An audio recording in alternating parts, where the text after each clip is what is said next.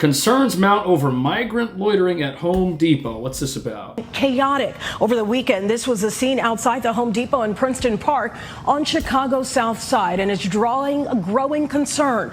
Complaints are pouring in from customers and neighbors who say they're being harassed by groups of alleged migrants crowding the parking lot. This video shows dozens of people gathered near the entrance, many of them, customers say, approaching cars and following people into the store in hopes of getting work. One customer told us it's become an unsettling experience just trying to shop. Now, wait a second. Chicago's a sanctuary city. What on earth is anybody upset about? This is what happens when you're a sanctuary city and you bring people into your city with no way to provide for them. And they're asking you, can I clean your car? Can I wash your windshield? And even when you coming out, they like waving their hands for you to stop, like you've just hit them or something. And then they come up to you like they are contractors working.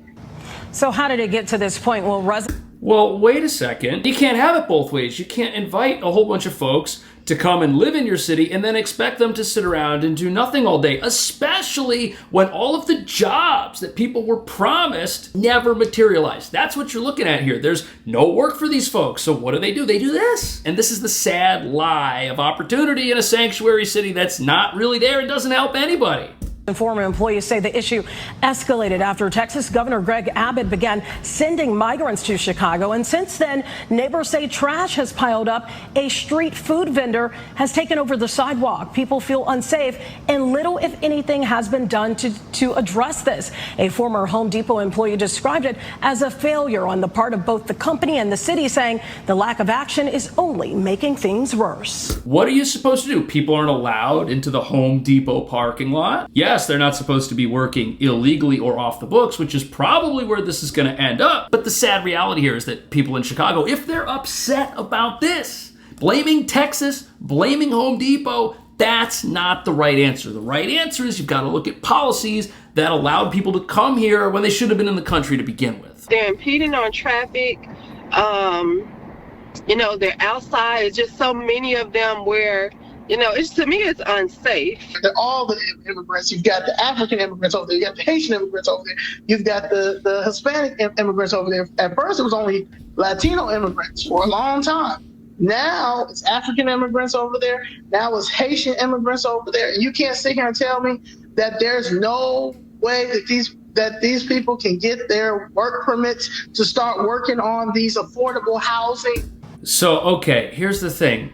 They can get work permits, but there's a problem with that. What good is a work permit if there are no jobs available? And we're seeing this in New York. Look at this. Just over 2,000 people in New York City have been connected with jobs under a city initiative, but over 200,000 migrant asylum seekers have come to New York. So this is like 1% of the number of people that have come here the city was actually able to place in a legal job. The jobs aren't there. The Home Depot is responding to our story saying this: we have a long-standing non-solicitation policy at our stores.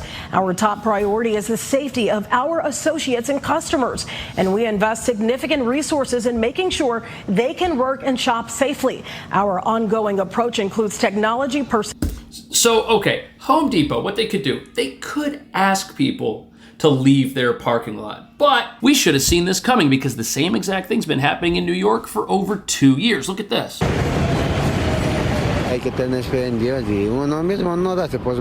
Have faith in God and don't give up. Those are the words of Gustavo Tanqueño of Ecuador, who arrived 4 months ago. Every morning since, he stands for hours on the corner of Roosevelt Avenue and 69th Street, along with dozens of migrant day laborers of all ages, waiting for a car to pick them up and take them to a job site. This was 2 years ago. This news report right here, the same thing is still happening in New York. People didn't have jobs 2 years ago, and they don't have jobs now. It's really sad. Because even though many of these folks came into the country illegally, many of them did so based on this lie that coming to a sanctuary city would provide all of their needs. And the people getting off buses from places like Texas came to places like New York and Chicago willingly because those places rolled out the proverbial red carpet and gave them promise after promise of how the American dream was at their fingertips. Don't worry, you can come here and all of your problems will be taken care of. Really? Is that what we're looking at? I don't think so. Here we see the situation rather hard and we can't get a job. He came in pursuit of the American dream, thinking New York would provide him with what he didn't have back at home, a job. If lucky, he gets picked up twice a week, making $150 a day, but he admits there are weeks he goes back empty-handed. Now, it's important to understand that a lot of these folks, since they're in New York City and they're here as quote-unquote asylum seekers, they're able to collect some city services, healthcare, free asylum-related stuff, but none of that's helped them actually get jobs and get this twisted version of the American dream that sanctuary cities are advertising. What you're seeing on the screen here is people who believed a lie and came here, and now it's too late. Now they're stuck. Here you really come to learn. You come to learn a trade. You can see the desperation. Once a car pulls up, they all run towards it, hoping today will be the day they will be chosen. We all come to look for work, and sometimes we only get one day, and it's nothing at all, says William Tipan, who arrived 3 months ago, also from Ecuador. The really sad thing here is that all of these people that are taking these off the books jobs, because these are the only jobs available, those are exploitative jobs. They're getting paid less than a contractor would have to get paid if they were paying taxes and all that other stuff. These people are being taken advantage of, but this is their only option. This is what sanctuary cities are doing to people. He tells us this isn't the American dream he pictured. No, it's not. I thought it wasn't like that. If I knew this, I would have stayed in my own country. In my country, at least, there was some work, very little, but something. Now, speaking with business owners here in the area, they tell us that this looks a lot different than it did in previous years. A lot more migrants out here looking for work, and not just men, but also women. Elena Sanz is one of those women. She arrived from Guatemala 5 months ago, leaving behind her 3 children, a 12, 10, and 4-year-old. She stands on this corner 7 days a week. You've got to ask yourself, if you've got folks living in America making a substandard wage, and they're in America's most expensive city, how on earth is that going to be better than potentially earning more money with a relevant skill set where these folks were originally living? They're even saying that they wish they hadn't shown up in America because these are the actual conditions on the ground, and no one's helping these people. You've got armies of caseworkers at these shelters that give people hugs when they get off the buses and tell them their best days are ahead of them, but no, they're not. In fact, some of these folks can't find jobs. What do? They end up living in cars. They live in tents outside of these shelters so they don't have to pay rent, so they can still go to the shelter and get the free services that are given out there. It's a terrible situation, but it's reality in a sanctuary city. Some weeks are better than others. At minimum, she works 3 days a week, making $150 a day. There are construction cars that take us to do some cleaning or other jobs.